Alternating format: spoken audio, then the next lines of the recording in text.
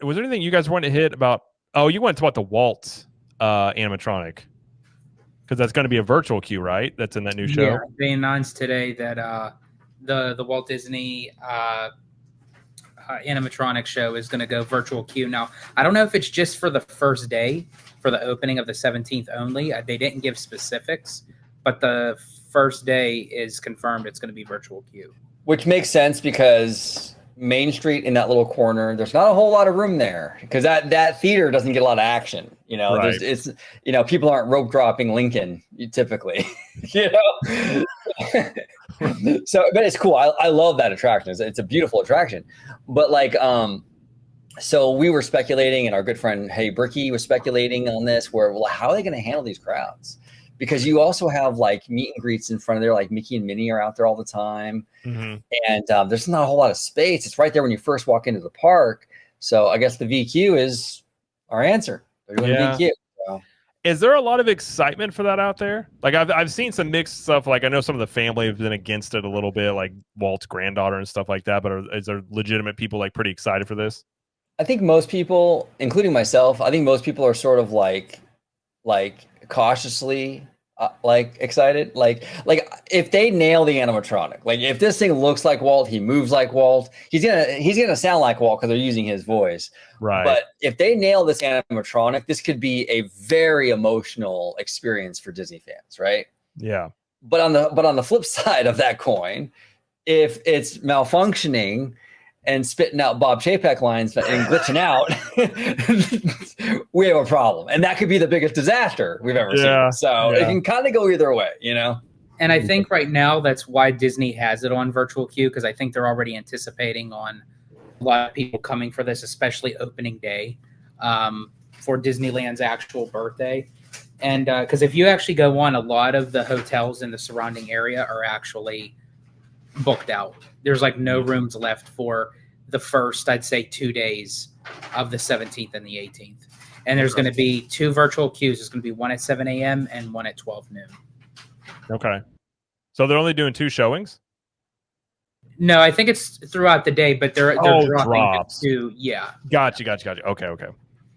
Yeah, I mean, I think Slimer said in the group chat of you get some Chesterfield smoke putting in there, have the full Walt effect, like he should have a pipe or something. But yeah, oh, the Chesterfields was perfect, man. I was rolling when I saw that text. I was like, okay, Slimer, okay, I see you, bro. You're like, wow, it even smells like Walt. Yeah. Oh my gosh. I do wonder if this goes over well. I mean, if they do bring this to like Disney World, I could see it maybe. Oh, absolutely. They could even splash a little like whiskey on the carpet, make it really with the Chesterfields and the whiskey. Hey, like, I feel like that's a good Walt cologne is Chesterfields and whiskey, and you're like, man, it smells like my grandpa. Absolutely. Cool. But if it does go to Walt Disney World, I mean, that would be pretty dope. I mean, we've talked about it, George, right? Where like maybe Carousel of Progress or something, you can incorporate it into there somehow. I don't know. Yeah, my thing was go all out, and honestly, even add the Sherman Brothers to it, where they're at the piano playing a Great Big Beautiful Tomorrow in that kind of rendition, to pay tribute to the classic Carousel of Progress. I think that would be really cool. Yeah, that would be pretty cool. Well, and like, I mean, I don't know. I guess they did have that old project, that old theater they were going to do on Main Street that they ended up canceling. I mean, you could bring something like that back and put that in there off of Main Street, maybe like that. But yeah, I wouldn't be surprised if it goes over well if it made its way to their places. But I just haven't known. I got obviously over here, like I see what some people say about it, but I just haven't seen if there's like a ton of excitement or people are just sort of like wait and see mode. Or well, the weird thing too is I think like this plays to like us, like as the diehard Disney nerds. But this is not a normie thing at all. Like, right. Yeah. The soccer mom ain't bringing her kids to see Walt animatronic, right? So it's kind of weird to me that they put this much money into something just for, well, I guess it shouldn't surprise me because we talked about they're really leaning into Disney adults. So maybe that's, I don't know. And I'm torn, like, I understand, like, if the family has reservations, like, I've always been like, that's tough. Like, if you have the granddaughters against it, but like, I'm not against, like, I'm actually for more Walt representation in the parks. That's why the Rivers I don't like seeing going away, because it does, even though it's not the original, but it does have a connection to Walt. And I don't like losing more of those things. But if it was done well, like I would be all for a Walt type of thing where people can learn more about him.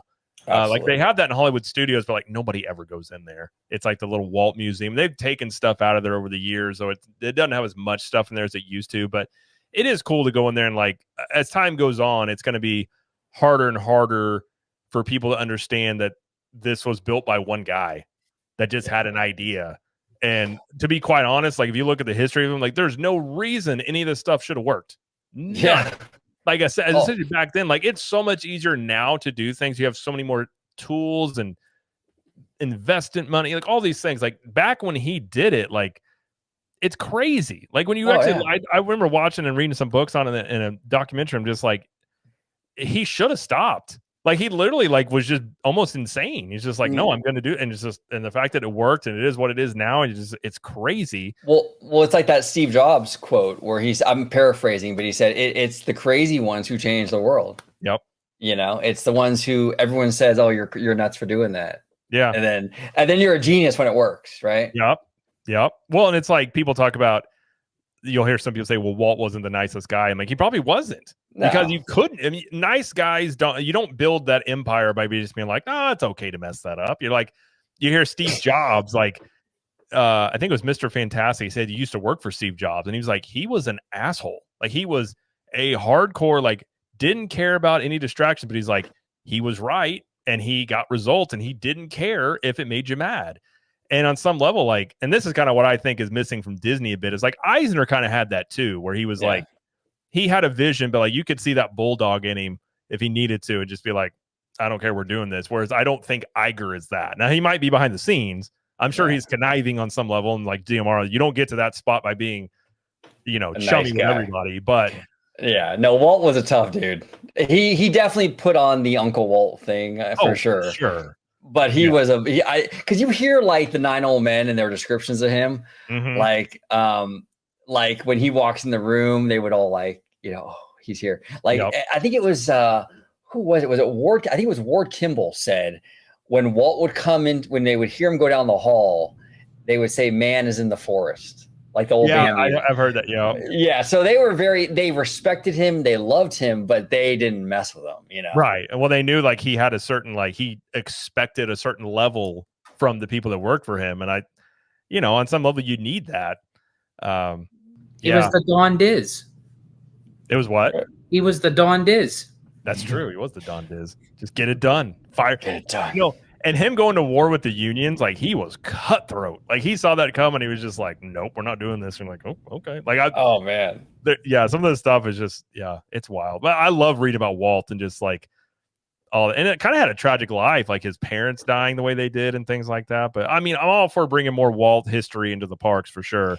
Well, and you bring up a great point too, Jared, where as we get further and further and further away from Walt, and really there's not too many people now that have worked for him. I think the only one that can really come to mind right now is Bob Gurr. There might be a few others, but very small pool right now of people that work directly for him. And as we get further and further and further away from that, it's important to sort of like let younger generations know this was a man. This is what he did. So this animatronic show works towards that. Even little things like the partner statue. Yep. And the statues they put in like DCA and around the world, those matter because your kids walk by and go, oh, who's that? Oh, okay. Well, let me tell you, son. Yeah. Well, and it's cool because like I mean, and we all at times have our critiques of what Disney does nowadays, but like my daughter, we went to the parks a couple years ago and she saw the partner statue, and is that the partner statue that they call it? That's near the hub in Disney World. Okay, it's Walt and Mickey in the hub. Yeah, it's partner statue. The partner statue. And she was like, who's that? And I was like, well, it's Walt Disney. And she's like, oh, he has the same name as the park. And I was like, well, he built, I explained to her, like, we were waiting for the fireworks. I was going on about what he did. And she was like, he did all that? I'm like, yeah, he did. And she was like, how? And I'm like, that's a great question. Because none of it, but it's like, it's still like, because sometimes she'll just be like, we'll go somewhere and she's like, did he build this? And she's about Hollywood Studios. I'm like, no, he didn't build this one. But I was like, he built the other things and this inspired those. But none of this would be here if it wasn't for him. And she's like, wow. Like, I just like being able to relay that to her of like, you can do stuff and that, like, it's legacy and things like that. It's important. It's important. And that's exactly it. Like these things are conversation starters for young people. Yep. And well, it's not inspiring just, too. That's why I always liked Wishes, and like even Happily Ever After. It's like at least you come away like I always felt like Wishes made you feel like if you're having a rough day, you could be like, it's gonna be okay. Like you know, and if you read about like successful people, like Walt had some bad days, like real bad days, and you know, it's just like it's a good thing for people to learn of like not just the end point. And I've always said this like athletes too, is like nobody sees these guys when they're 16 and they're grinding through everything. You see them at the end and you're like, oh, it must be nice. But it's like how many hours were put in and how many setbacks were there. And like, I think it's good for people to learn those things and perseverance. Like, I feel like sometimes that's missed in our modern age of just wanting everything instantly. Oh yeah, no, absolutely. And failure is very, very important because failure is how you grow. I mean, Walt Disney had a lot, like you were saying, Jared, Walt Disney had a lot of failure in his career. Yeah. But that failure, like, look, one of the biggest failures was losing Oswald. Yep. But it led to one of his biggest wins, which is Mickey. Yep. Right. So it's like that. It's so important, you know, but you're right. In today's day and age, people just want instant success. Yeah. They want to bypass all the failure stuff. Well, the failure stuff is what's going to build your character. So when you are successful, you're even better, you know? Yep. Well, I was liking it to I have a business degree, and I can tell you sports and fitness have taught me more about business than my business degree has. Because you learn a lot through failure, and like if you want to get stronger, it's like you're going to fail constantly, and it hurts and it sucks. If you want to bench 300 pounds, you're going to have a lot of times where it just ends up on your chest. And it's like, obviously you want to do it a safe way, but it teaches you about like keep going and going after things. And I think that's something I wish would be brought more into, like even say like Epcot, like you used to have more of an educational format to that. Like have more stuff like that to kind of show that part of it. I think it's a good thing for kids, especially of just like 100%. So failure is, like you said, you need it. And then it's how you react to that. And yeah, I mean, I always tell people all the time, like read stuff about Walt. It'll inspire you to do stuff because, like I said, he had really no business in doing the things he did when he did them, but he did it. He did it, and none of the three of us wouldn't be here right now talking if it wasn't for that man. Well, that's the thing. What would there even be theme? I mean, the theme park world. I mean, they basically created that whole idea from just being like, I want to create this space for this, and like created a whole thing around it. Like, you know, it's kind of crazy to think about the norms of today were just he thought of them. It was like now it's a norm. It's kind of crazy, but it's wild. It's wild. And he was like that classic sort of like I don't know. I mean, obviously I never met him, but like he has that classic masculinity. Like he was really like, you know, I don't know. He was cool, man. He was really cool. I don't think we'll never see another guy like that. No, I don't think so. I've said that. I mean, it's difficult if like you look at like what would Walt do? I'm like, right, but there's one Walt. Like you're not going to have another one come out. The closest I think you're ever going to get to a CEO that was like him, and I say like him, very, very small like him, was like Eisner, of having that like vision and risk taking, and not everything he did worked, but he saved Disney in a time when they needed it, and it was due to. And I think this is something Disney needs now, which is a vision for what you want and not just reacting to what Universal is doing or the current trends. It's like, where do we want to take these things? What do we want to do? And having a vision and applying that. I think without somebody that has a visionary leader type to do that, it just doesn't come naturally to a company. And then you kind of get wayward. Yeah. And what's interesting with Michael Eisner is he took the Uncle Walt thing, right? Mm-hmm. But he did it, but he made it his own. Yeah. Like Eisner had his own he did the same kind of thing, but he had his own little style with it, you know? Yeah. And it was cool seeing him like host like the Wonderful World of Disney and stuff like that. You know, I can't see like Bob Iger doing that. Like Bob Iger is much more of a businessman. Yeah. Bob Iger comes out of the woodwork when there's something that is to be announced, where Eisner was out there in the crowd getting his hands dirty with whether it was big news or very little significance to anything. It was just, you know, hi, I'm Michael Eisner, CEO of the Walt Disney Company. You know, that was him going out with his baseball cap and his Mickey T-shirt and his jeans and, you know, walking the crowds. You know, that is, You know, that's at times, and I get it. You have to keep some sort of like prestige, you know, kind of mentality as a CEO, but it's like loosen up a bit, like loosen the tie, open up your shirt a little bit. Yeah, like, that's the one thing. Bob Iger actually does have charisma. He's actually a charming dude, but he's like Tony Stark charming. Like he's not like fun, lovable. I'm gonna wear a Kermit tie and introduce the wonderful world of Disney kind of guy, right? Yeah. He's got like that. It's not the same kind of vibe.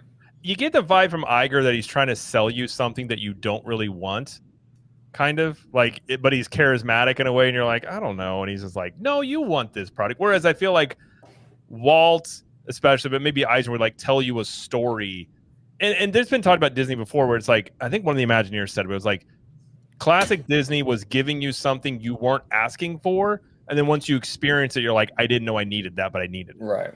And I think that's that can be like, well, what do you mean by that? And it's like, you almost get there by having a vision and believing in it and being like convincing people of your vision through your storytelling. And I think that's missing a lot of in the modern day Disney, of like that storytelling aspect from the CEO down. Of doing it. And like Eisner was very like, he loved Walt. He constantly was like, it wasn't like he took it as like he was intimidated by Walt. He was like, no, like we're expanding on what Walt did, and talked about Mickey Mouse all the time. So like he did it in a very like interesting way that it was his own, like you were saying, but at the same time he paid homage to it and respected what came before him, but also had a vision for where he wanted to take it. I know Iger gives lip service sometimes, but I just don't believe him when he says like, I go to Walt's office all the time and think. I'm like, do you really? Like, or do you just go take a nap in there and then you come out and you're like, by the way, can we buy something else? Like, it just, that's the vibe I get. Yeah. I always thought that was his subtle way of saying he thinks in the John. I mean, we do know he likes to take multiple showers. That's true. That was confirmed. Can you imagine being the CEO and they're like, by the way, this is my office. You're like, what? I like showers. You're like, okay, I guess. Like, that's fantastic. Absolutely fantastic. Yeah. Yeah. It's wild. It's wild. Pretty soon though, he'll be out.